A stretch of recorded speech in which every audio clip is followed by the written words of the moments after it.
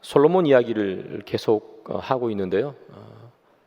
솔로몬은 성전을 지었고 왕궁을 건축했던 어떤 위대한 왕이죠. 그러나 이 열왕기 저자가 말씀해 주는 것은 그가 성전도 지었고 또 왕궁도 건설했던 대단한 왕입니다. 그걸 말해주기보다 간접적으로 계속해서 이 솔로몬이 하나님을 떠나 있었다 하는 것을 계속해서 우리들에게 이야기해주고 있습니다. 오늘 본문은 간접적으로 이 솔로몬이 하나님을 떠나 있었다는 것을 이야기해주다가 오늘 본문에 와서는 직접적으로 대놓고 그가 하나님을 떠났음을 고발하는 그런 본문이 오늘 본문이지요. 이 솔로몬의 상태를 말하는 것이고 또 솔로몬의 어떻게 보면 최종 평가라고 할까요? 그런 평가가 내려지는 것이 오늘 본문이 되겠습니다. 먼저 1절을 한번 볼까요? 열왕기상 11장 1절인데요. 솔로몬 왕이 바로의 딸 외에 이방의 많은 여인을 사랑하였으니 곧 모압과 암몬과 에돔과 시돈과 헷 여인이라. 이 솔로몬이 이방의 많은 여인을 사랑했다 이렇게 기록하고 있어요. 오늘 본문 3절을 보면요, 이 솔로몬이 몇 명이 부인이 있는가가 나오는데요. 후궁이 700명에 첩이 300명 이렇게 기록되어 있습니다. 여기서 후궁이라고 하면 정식적으로 결혼한 왕비를 의미합니다. 이 왕비는 다른 나라의 공주겠죠. 다른 나라의 공주가 솔로몬과 결혼을 해서 후궁이 된 겁니다. 그게 700명이에요. 그리고 첩이 300명, 1000명이죠. 제가 첩은 제외하고요, 이 700명에 대해서 생각을 한번 해봤습니다. 솔로몬이 20살에 왕이 됩니다.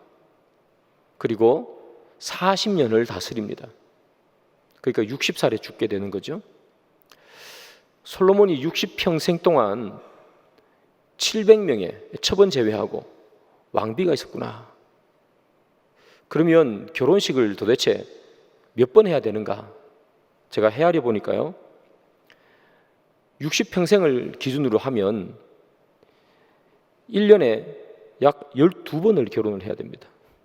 그러니까 매달 결혼하는 거죠.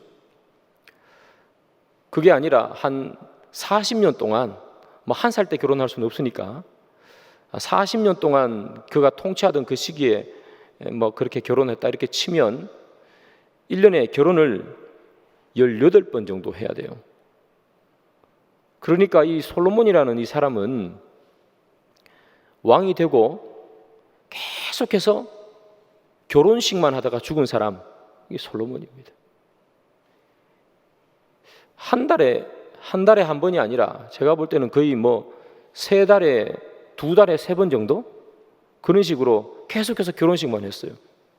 그런데 이 결혼한 대상이 무슨 무술이랑 결혼한 게 아니라 다른 나라의 공주랑 결혼하잖아요. 그러니까 그 나름의 격식을 또 차렸을 거 아니겠어요.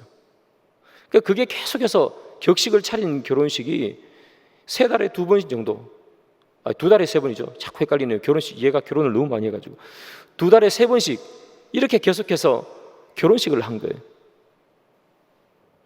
참 결혼식만 하다가 죽은 왕, 이게 솔로몬인데, 여러분 생각을 한번 해보시기 바랍니다. 왕비가 이렇게 많아지려면 어느 한순간에 왕비가 많아졌겠습니까? 아니면 꾸준히 계속해서 왕비가 1명, 2명 늘었겠습니까? 당연히 꾸준히 늘었겠죠. 다른 나라 공주랑 결혼하는데 50명씩 합동 결혼식 할 수는 없는 일 아니겠습니까? 그러니까 어느 정도 격식도 갖춰야 되고, 그러니 결국은 이 여인 1명과 결혼하고 또 조금 있다가 결혼하고, 그렇게 계속해서 차례차례 그가 처음 결혼한 것부터 시작해서 이제 왕이 되니까 본격적으로 결혼을 많이 했겠죠. 쭉 했던 거예요. 그러면 이 솔로몬은 그가 통치를 시작하면서부터 계속해서 결혼만 한 사람인데 그가 왜 그 이방 여인들과 결혼을 하는가? 이유가 무엇인가? 여러분 다 아시는 것처럼 이 솔로몬이 여인을 많이 좋아했던 것 사실입니다. 왜냐하면 전도서 같은 데 가보면 내가 인생의 기쁨을 누리기 위해서 많은 여인들 처첩을 두어봤다 이렇게 돼 있거든요. 그런데도 불구하고 이 700명이라는 것은 단순히 그것으로 계산이 안 되겠죠. 정치적인 이유가 있어서 결혼을 하는 겁니다. 왜 정치적인 이유로 결혼하는가? 다른 나라가 침입하지 못하게 사돈관계를 맺어버리는 거죠. 침입하지 못하는 거예요. 또 어떤 나라가 침입하면 사돈 나라가 도와줄 수 있는 거죠. 그래서 이 솔로몬은 그가 왕이 된 시작부터, 초기부터 계속해서 결혼하는 거예요. 국방의 튼튼함을 위해서. 국방이 튼튼하면 나라가 번영할 수 있겠죠. 나라의 번영을 위해서. 그렇게 그는 결혼했던 거예요. 그런데 여기서 우리가 살펴봐야 되는 것이 있습니다. 그것이 뭐냐 하면 솔로몬이 성전을 다 짓고 난 다음에 성전 봉헌식 했던 거예요. 그가 성전을 다 짓고 이 성전은 하나님 것입니다 하면서 이렇게 봉헌식을 할 때 이 솔로몬이 기도해요.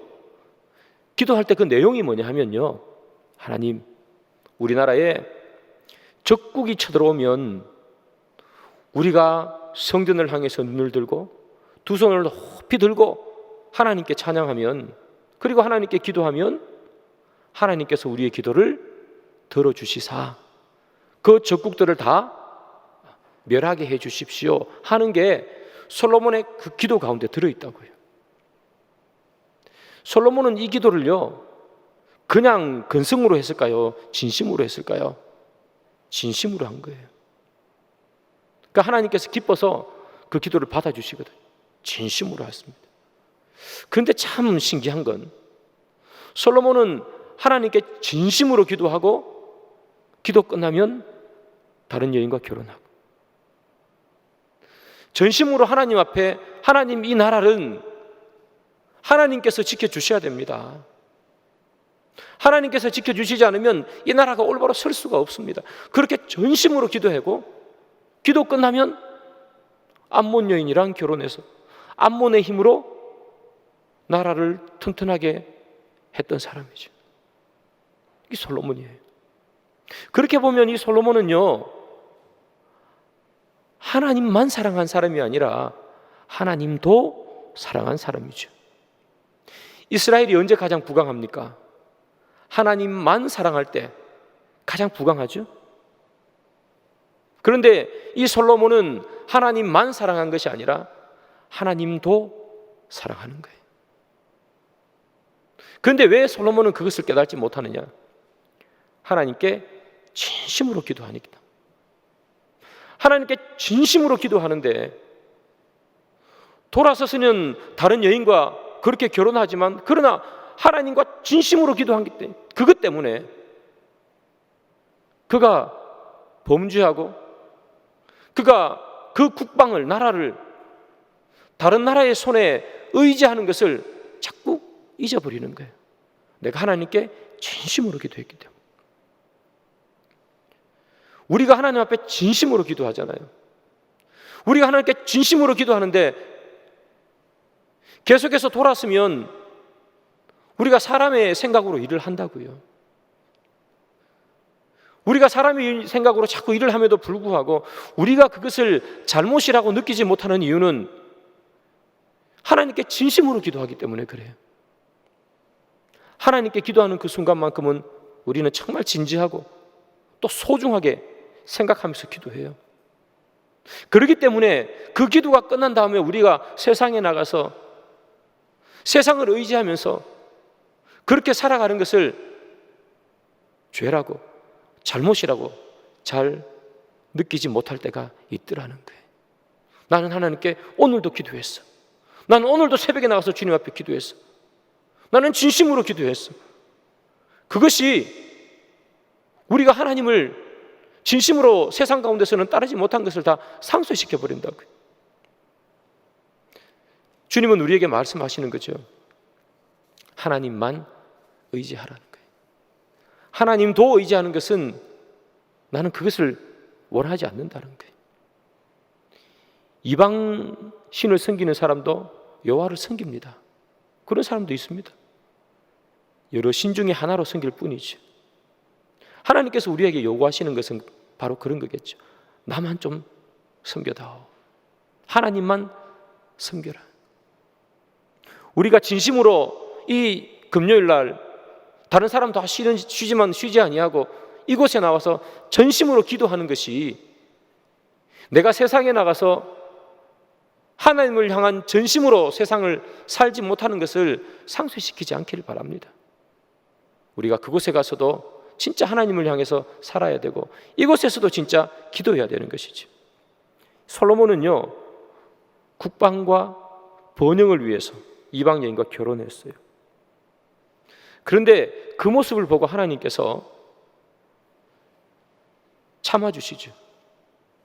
그러다가 결국 심판하시는 거예요. 어떻게 심판하는가? 솔로몬이 번영을 위해서 했던 것을 그대로 되갚아 주시면서 심판하는 거예요. 솔로몬의 영광이 정점까지 꽉 찍었습니다. 그리고 내려오기 시작하는 거예요. 그 내려오기 시작할 때 처음이 뭐냐? 바로 솔로몬의 대적들의 공격이에요. 국방을 튼튼하게 하고 그것을 통해서 나라를 번영하게 그렇게 시작했는데 솔로몬이 무너지는 것 첫 시작이 대적들의 공격이라는 얘기예요. 14절에 보면 에돔 사람 하닷이라는 사람이 이스라엘을 공격해요. 23절에 보면 르손이라는 사람이 공격해요. 그리고 마지막으로 여러분 아시는 것처럼 여로보암이 공격해요.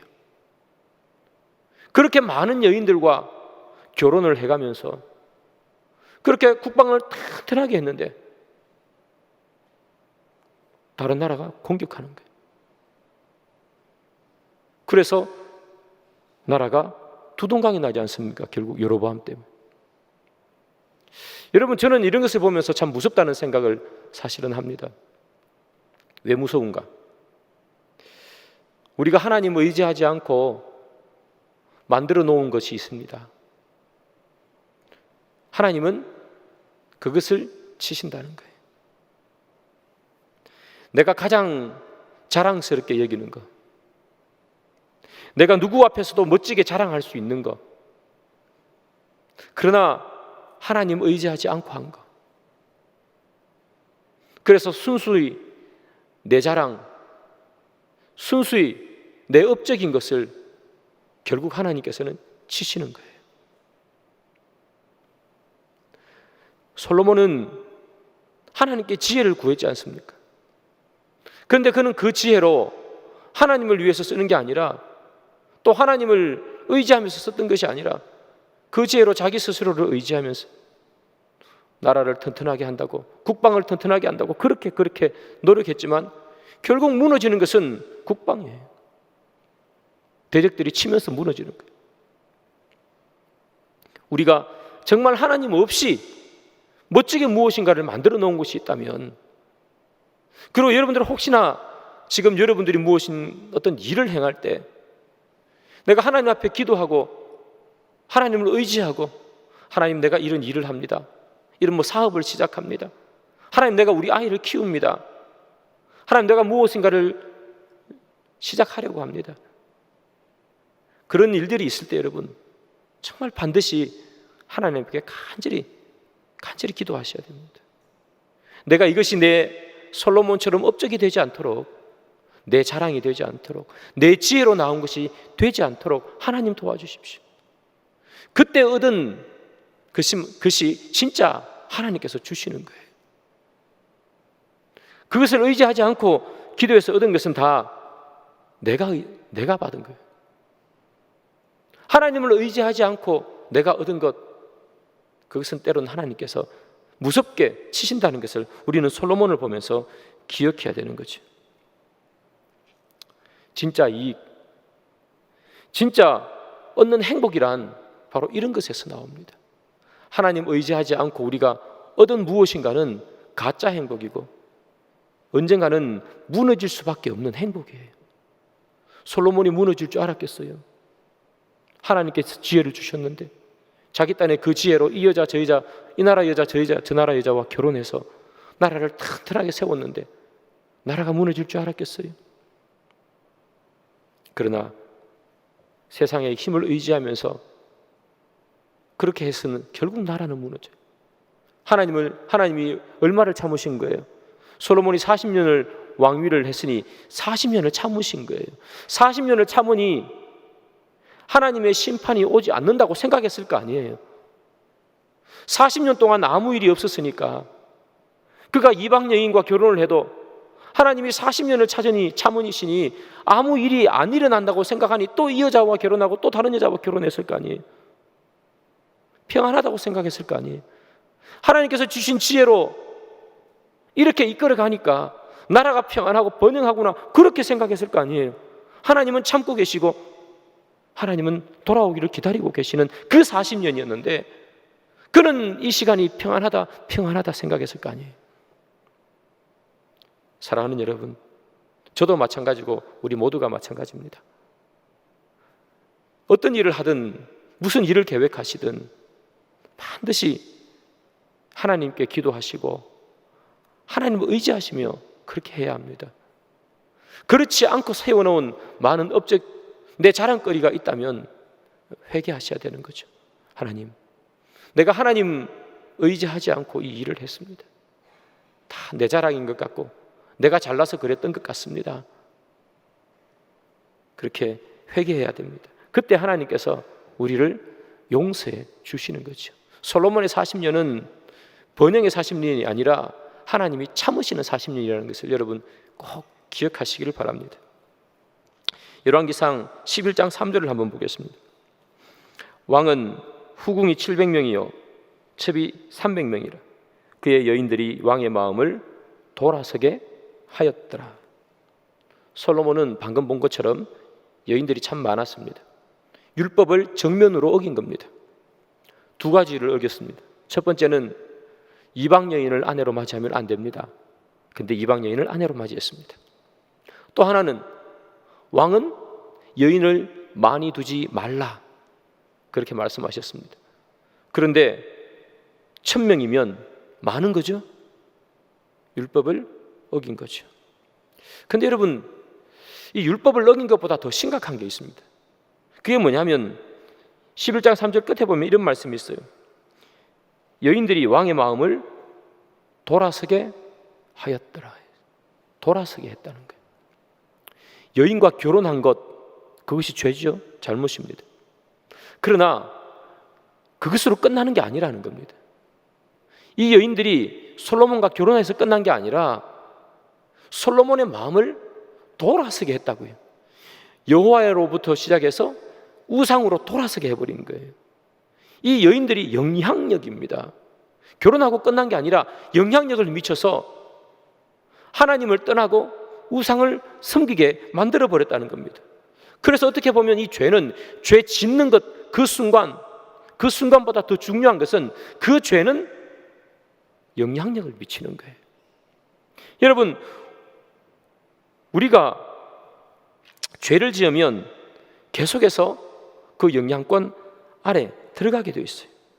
솔로몬이 700명의 후궁을 두지 않습니까? 좀 전에 제가 말씀드렸던 것처럼 이 700명은 다 다른 나라 그 공주입니다. 그 공주를 결혼해서 맞이했지 않습니까? 그러니까 솔로몬인들 그 여인을 함부로 대할 수가 없죠. 다른 나라 공주인데요, 왕의 딸인데요, 어떻게 함부로 대하겠습니까?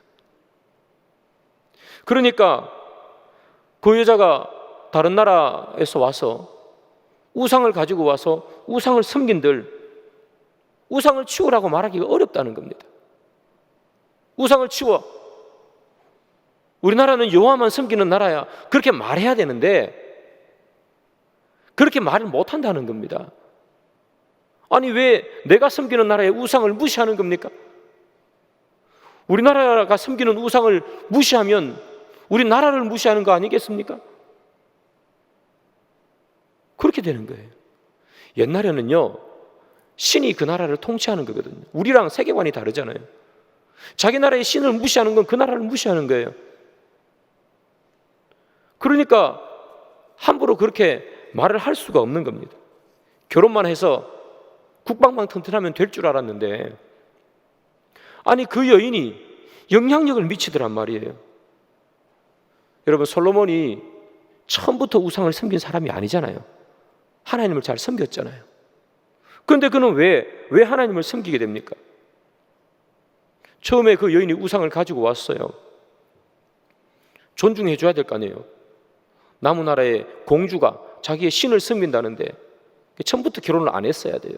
그 가져오니까 말을 못 하는 거예요. 놔두는 거예요. 나는 여호와를 섬기고 너는 너희 나라를 섬겨라. 그런데 처음은 인정해 주는 거죠. 자기 나라 안에서 우상을. 그런데 인정해 주다 보니까 나중에 어떻게 됩니까? 이렇게 되는 거죠. 당신도 이 우상을 한번 섬겨보세요. 아스타롯을 한번 섬겨보세요. 솔로몬이 나는 싫다고 그렇게 얘기했겠죠. 그러니까 이 여자가 자꾸 말하는 게 뭐예요? 당신은 나를 사랑하지 않습니까? 당신은 우리나라를 무시합니까? 나도 여호와를 위해서 제사를 드리는데 왜 당신은 우리나라를 위해서 제사를 드리지 않습니까? 부인이 계속해서 말하는 거예요. 여러분, 남자분들 아시겠지만 아내가 계속 똑같은 얘기를 하면 들어줄 수밖에 없습니다. 그렇지 않습니까? 그렇게 되는 거예요. 처음부터 우상을 섬긴 게 아니라고요. 그 우상 가지고 오는 것을 인정해주고 들어주다 보니까 우상을 섬긴다고요. 여인 하나가 와서 결혼하는 문제가 아니라 그 여자가 계속해서 영향력을 미치는 거예요. 그래서 솔로몬의 마음을 돌이켜버려요. 그것이 죄의 영향력이죠. 여러분, 죄는 확장됩니다. 계속해서 거짓말을 하면 계속해서 거짓말을 해야 되는 것처럼 죄를 한 번 지으면 그 다음 짓는 것은 너무나 쉽습니다. 한 번 넘어지는 것이 쉽지 두 번, 세 번은 너무나 쉬워요. 죄를 자꾸만 지으면 두 번, 세 번, 네 번 지으면 어떻게 되느냐? 그때는 죄가 죄로 다가오지 않습니다. 무뎌지는 겁니다. 솔로몬은 그것을 밟아갑니다. 처음에 우상을 인정했다가 그 다음에 그도 한번 섬겨봤다가 아스타롯을 섬겨봤다가 그 다음 바알도 섬겨봤다가 한 두세 개 섬겨보니 그 다음 우상 섬기는 건 뭐 얼마나 쉽겠습니까? 그래서 성경은 뭐라고 얘기합니까? 악은 그 모양이라도 버리라. 악은 모양이라도 버리는 거예요.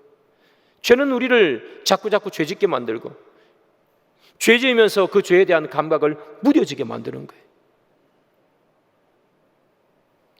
여러분, 소돔과 고모라 땅 아실 겁니다. 그래서 우리는 이 소돔과 고모라 땅 같은 데는 가는 게 아닙니다. 발을 들일 필요가 없어요. 거기 괜히 가가지고 복음을 전도한다고 갈 필요가 없습니다. 거기는 안 가는 게 맞습니다. 조금 있으면 심판이 내리는데 그게 왜 갑니까? 죄악이 꽉 차 있는 곳에 내가 가가지고 내가 그곳을 바꿔놓으리라. 나는 수많은 사람들 사이에서 나는 정결하게 살 수 있다. 다 넘어가는 겁니다. 그래서 죄는요, 죄의 길로 아예 자체 발을 들여놓지 않는 것이 가장 중요합니다. 죄악이 관영한 사람들 속에 들어가가지고 내가 그들을 바꿔놓으리라. 안 됩니다, 여러분. 정말 어렵습니다. 물론 되는 사람이 있습니다. 그러나 대부분은 되지 않기에 안 가는 것이 가장 맞다는 거죠. 그래서 사랑하는 여러분, 여기 나오는 이 솔로몬의 여인들처럼 이 죄는 영향력을 우리에게 미쳐요. 그래서 우리가 뭘 해야 되느냐? 그 영향력 속에 들어가지 않기 위해서 처음부터 발을 들이지 말아야 돼요. 이방 여인을 처음부터 아내로 맞이하지 않았어야 된다는 거예요. 여러분들이 또 우리가 죄일 것 같고 그러나 내가 그 안에서 죄를 짓지 않을 수 있다는 그런 자만감을 가지면 안 들어가야 됩니다. 그것이 성경이 우리에게 주는 교훈이죠. 여러분, 열왕기상 11장 4절을 봅시다. 솔로몬의 나이가 많을 때에 그의 여인들이 그의 마음을 돌려 다른 신들을 따르게 하였으므로 왕의 마음이 그의 아버지 다윗의 마음과 같지 아니하여 그의 하나님 여호와 앞에 온전하지 못하였으니. 솔로몬에 대한 평가죠. 여호와 앞에 온전하지 못했다, 그렇게 얘기합니다. 근데 저기 나오는 온전하다라는 단어는요, 히브리어로 샬렘이라고 부릅니다. 샬렘. 그런데 저 열왕기서 기자는 저 단어를 가지고 뭘 하는가? 언어 유희라고 그러죠. 워드플레이를 하는 거예요. 말장난 같은 겁니다. 저기 안에 보면 온전하지 못하였다, 샬렘이 없었다는 거죠.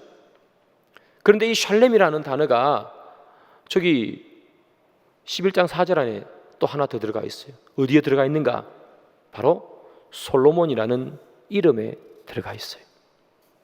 솔로몬은, 우리는 솔로몬 이렇게 읽지만 원어로 읽으면 이렇게 읽습니다. 샬레몬, 샬롬, 샬렘, 샬레몬 이렇게 되는 거예요. 샬렘과 샬레몬, 그렇게 해서 비슷한 두 단어를 가지고 워드플레이, 언어 유희를 하는 겁니다. 왜 그렇게 하느냐? 그렇게 해서 우리에게 주는 교훈이 뭐냐? 샬렘, 온전하지 못했다, 온전하다는 뜻이죠. 샬레몬은 샬렘이 없었다는 것을 지금 이야기하는 겁니다. 솔로몬에게 샬렘이 없었다는 거예요. 샬레몬에게 샬렘이 없었다. 즉 다시 말하면 이 솔로몬은 온전해야 된다는 거예요. 그 이름 따라서 하나님 앞에 온전한 사람이어야 된다는 거예요. 그런데 온전함을 잃어버린 사람이라는 거예요. 뭐만 남았습니까? 빈 껍데기만 남은 거예요. 솔로몬은 빈 껍데기만 남은 사람입니다. 사람들이 볼 때는 성공한 왕이죠. 아버지가 짓지도 못했던 성전을 지었지 않습니까? 그리고 그는 화려한 왕궁도 지었어요. 나라는 또 얼마나 부강합니까? 은은 취급도 안 해줬다고 지난 금요일에 제가 말씀드렸죠. 그만큼 나라가 부강했습니다. 뭐 금이 남아 돌아왔는지 모르겠지만 금으로 방패를 만들잖아요. 자기가 앉는 보좌에 상하로 보좌를 만들고 거기다가 또 금을 씌웠어요. 그만큼 부강했어요. 사람들이 볼 때는 이 솔로몬은 성공한 왕이에요. 또 성공만 했습니까, 여러분? 운도 정말 좋은 왕이에요. 원래 솔로몬이 왕이 될 그 위치가 아니었어요. 원래 누가 왕이 돼야 돼요? 압살롬. 근데 압살롬이 죽잖아요, 전쟁에서. 압살롬 다음은 또 누가 왕이에요? 아도니아. 근데 이 아도니아도 반역을 하고 죽잖아요. 그러다 보니 누구한테 이제 왕이 온 거예요? 솔로몬에게 온 거예요. 운도 좋죠. 위에 있던 형들이 다 죽어요. 자기가 죽인 것도 아닌데 반역을 일으켜서 다 죽어버렸어요. 자기가 왕이 되었어요. 운도 좋은 왕이지요. 그리고 이스라엘을 가장 강력하게 만든 왕이지요. 사람들이 볼 때 이 솔로몬은 정말 성공한 왕이었어요. 우리 다 솔로몬처럼 성공하고 싶잖아요. 화려하고 부귀 영화를 누리고 지위가 높고, 그걸 싫어하는 사람이 우리 가운데 있을까요? 솔로몬은 성공한 사람입니다. 그런데 하나님의 평가는 뭡니까? 샬레몬에게 샬렘이 없더라 하는 거예요. 온전해야 되는 자에게 온전함이 없더라. 솔로몬은 껍데기 왕이었어요. 하나님 볼 때. 하나님이 왕으로 세웠는데 그는 껍데기밖에 없었더라. 화려한 껍데기, 부유한 껍질, 속은 텅텅 비어있는, 아무것도 그 안에 담아내지 못하는, 하나님의 마음도 담아내지 못하고, 하나님의 생각, 하나님의 뜻도 담아내지 못하고, 그저 겉만 화려했던 왕 솔로몬, 그렇게 이야기하는 거죠. 사랑하는 여러분, 저는 우리 안에 하나님의 이 온전함이 있는 사람이기를 소망합니다. 우리가 평생을 살고 하나님 앞에 갔을 때에 하나님께서 우리에 대해 평가하실 때에 너는 어떻게 그렇게 껍질밖에 없니? 넌 속에 무엇을 담고 있니? 넌 어떻게 그 속에 아무것도 담고 있지 않고 내 마음도 담아본 적이 없고 내 생각과 내 뜻을 담아내지 못하고 너는 어떻게 그렇게 껍질만 화려한 사람, 화려한 생으로 살다가 내 앞에 지금 이렇게 왔니? 그렇게 물으면 우리가 얼마나 하나님 앞에 부끄러워 고개를 들 수가 있겠습니까? 온전함이라는 것, 이 온전함이라는 것은 온전히 우리 마음속에 하나님을 담는 것을 얘기해요. 이 솔로몬처럼 하나님도 담고 이방 신도 담고 이방 여인도 담고 거기다가 자기 지혜도 담고 그게 아니라 하나님만 담는 것, 이걸 온전함이라 그렇게 부르는 거예요. 하나님께서 우리에게 원하시는 것은 바로 이 온전함입니다. 너희 마음속에 나를 좀 담아다오. 세상의 것만 담지 말고 나 좀 담아다오. 내 마음으로 세상을 바라보고 내 눈으로 세상을 바라보고 내 입으로 세상에 대해서 말하면 좋겠다. 그게 하나님의 생각이죠. 여러분, 저와 여러분들이 이런 온전한 자가 되기를 원합니다. 하나님의 눈으로 세상을 바라보고 내가 하는 말이 하나님이었으면 이런 말을 했을 것이다 라고 생각하며 그 입술로 사람에게 말하고 그리고 하나님의 생각으로 우리가 생각할 수 있는 그런 온전한 사람. 교회는 열심히 다녔고 몇십 년을 다녔지만 마음속에 하나님의 마음 하나 담아내지 못해서 껍질만 있는 그런 신앙인이 아니기를 주님의 이름으로 축복합니다. 솔로몬은요, 하나님께서 물어보죠. 뭘 줄까? 그때 솔로몬이 지혜를 주십시오 그렇게 말씀했지 않습니까? 그런데 하나님께서 그에게 지혜를 주셨어요. 그런데 왜 솔로몬은 이 빈 껍질만 남은 사람이 되었을까요? 분명히 지혜를 주셨는데 왜 그는 껍질만 남았을까요? 그는 지혜를 달라고 구했지만 그 지혜를 어떻게 쓸지 계획이 없었어요. 묵상하지도 않았고 하나님 앞에 계획을 세운 적도 없어요. 우리는 하나님께 종종 기도하지요. 은혜를 달라고 기도하고 때로는 은사를 달라고 기도하고 또는 내 삶에 필요한 것을 달라고 하나님께 기도합니다. 그러나 우리가 기도하지 않는 것, 그것을 하나님께서 줬을 때 어떻게 쓸까? 하나님 나에게 부유함을 주십시오. 하나님께서 부유함을 주시면 그것으로 무엇을 쓸지, 어디에다 쓸지, 어떻게 쓸지 우리가 묵상하고 우리가 기도하고 계획을 세워야 되는 거예요. 근데 우리는 그것이 없어요. 그냥 힘드니까 부유하게 해주십시오. 때로 우리는 하나님 앞에 건강을 기도합니다. 하나님 나 건강하게 해주십시오. 아프지 않게 해주십시오. 내가 건강하면 그러면 이 몸을 어떻게 쓸 것인가?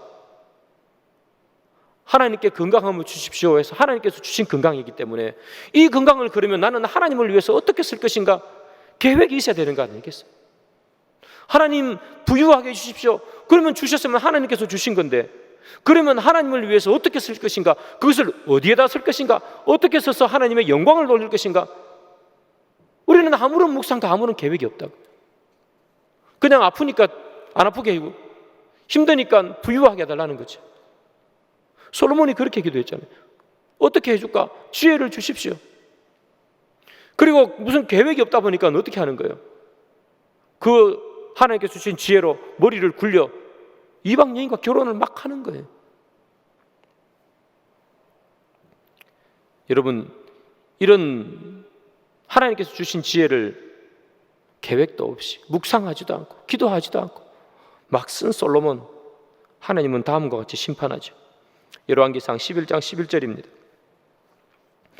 여호와께서 솔로몬에게 말씀하시되 내게 이러한 일이 있었고 또 내가 내 언약과 내가 내게 명령한 법도를 지키지 아니하였으니 내가 반드시 이 나라를 내게서 빼앗아 내 신하에게 주리라. 하나님께서 주신 것은 축복입니다. 그러나 그것을 축복으로 사용할지 안 할지는 우리에게 달려 있어요. 하나님께서 지혜를 주셨습니다. 그러나 그 지혜가 그에게 축복이 될지 그에게 심판의 도구가 되는지는 솔로몬이 어떻게 쓰는지에 달려 있어요.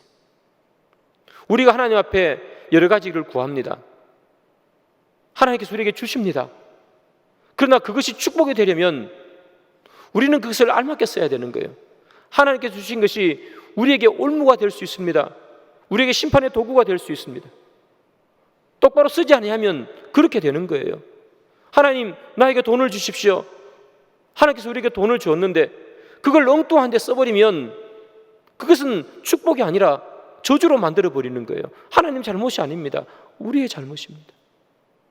솔로몬을 보십시오. 나라가 2개가 되었습니다. 실컷 성전 건축하고 실컷 왕궁을 세웠는데 나라는 2개가 되어버렸습니다. 그 지혜를 엉뚱하게 쓰니까.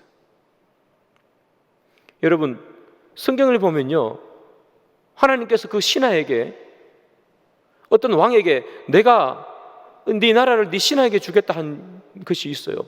누구에게 얘기했느냐? 사울에게 얘기했어요. 이 사울이 범죄하자 하나님께서 분노하셔가지고 내 신하를, 내 나라를 내 신하에게 주겠다, 그렇게 얘기했어요. 똑같은 일이 여기 벌어지잖아요. 솔로몬, 내 나라를 내 신하에게 주겠다. 그렇게 보면 이 솔로몬은 제2의 사울이 되는 거예요. 물론 솔로몬이 사울이라 그런 얘기를 하는 건 아닙니다. 솔로몬은 참 희한하게도 히브리서에 보면 믿음의 장에 이름을 올려요. 어떻게 해서 그 사람이 이름을 올려지는지는 저는 참 모르겠습니다. 그러나 어쨌든 그렇게 돼요. 어떻게 하다 보니까 여러분, 솔로몬은 제2의 사울처럼 되어버리는 거예요. 지혜를 받았고 전무후무한 지혜를 가지고 결국 나라가 두둥강이 났어요. 하나님께 주신 것을 하나님께 원하는 대로 쓰지 않으면 그것이 축복이 아닌 거예요. 여러분들이 하나님께 받은 것들이 있다면 여러분 분명히 기억하십시오. 내가 하나님께로부터 받은 것이 있으면 그것은 하나님께서 원하시는 대로 써야 합니다. 그것이 하나님께서 여러분들에게 바라는 거예요. 그렇지 않으면 그것이 축복이 아니라 심판의 도구가 될 수 있다는 것을 여러분 반드시 이 솔로몬을 보면서 기억하셔야 돼요. 그러면 이 솔로몬 어떻게 하다가 이 제2의 사울이 되어버렸는가 가장 잘 설명해 주는 구절이 있어요. 열왕기상 3장 3절. 솔로몬이 여호와를 사랑하고 그의 아버지 다윗의 법도를 행하였으나 산당에서 제사하며 분향하더라. 솔로몬이 여호와를 사랑하고 이렇게 시작하죠. 솔로몬의 이야기 시작은요, 여호와를 사랑하고로부터 시작해요. 그런데 오늘 본문이 솔로몬 이야기 끝이거든요. 누구를 사랑했다고 되어 있어요? 여인을 사랑하고, 우리 읽었잖아요, 본문에서. 하나님을 사랑하는 것에서부터 시작해서 여인을 사랑하는 것으로 끝나는 이야기가 솔로몬의 이야기예요. 왜 사울이 되는가? 누구를 사랑하느냐에 따라서 사울이 되기도 하고 다윗이 되기도 해요. 우리가 누구를 사랑하느냐에 따라서 저와 여러분들이 사울 같은 사람이 되기도 하고 다윗 같은 사람이 되기도 한다는 얘기죠. 우리는 누구를 사랑하고 있느냐? 우리 마음속에 누구를 담고 있느냐는 거예요. 여러분, 사랑하면 마음에 담잖아요. 좋아하면 마음에 계속해서 담기잖아요. 계속해서 생각나잖아요. 보고 싶잖아요. 우리는 과연 누구를 내 마음속에 담고 있느냐? 우리는 하나님을 내 마음속에 담고 있느냐? 아니면 다른 것을 담고 있느냐? 그것이 우리를 사울로 만드느냐 다윗으로 만드느냐를 결정하는 거예요. 여러분, 어떤 인생을 살고 싶으십니까? 여기 솔로몬처럼 여호와를 사랑하고로부터 시작해서 많은 여인을 사랑하고로 끝내는 인생을 살고 싶으십니까? 아니면 세상을 사랑하다가 여호와를 사랑하는 인생으로 끝맺음하고 싶으십니까? 저와 여러분들이 다 여호와를 사랑하는 인생으로 끝맺음하기를 바랍니다. 하나님을 사랑한다는 것, 하나님을 마음속에 둔다는 것, 늘 생각한다는 것. 사랑하는 사람이 있으면 외국에 나가도 생각하죠. 무슨 선물을 사서 갈까? 출장 한 번만 가도 어떻게 생각해요? 우리가 사랑하는 자녀들이 있으면 야, 내가 출장 갔다가 집을 3박 4일 비웠으니 들어갈 때 우리 애들 좋아하는 거 뭐 사가야지. 마음속에 늘 생각하는 거예요. 사랑하는 여러분들의 마음속에 늘 하나님이 있기를 소망합니다. 늘 주님이 있기를 소망합니다. 그래서 사울 같은 인생이 아니라 다윗 같은 그런 인생 사는 저와 여러분들이 되기를 주님의 이름으로 축복합니다.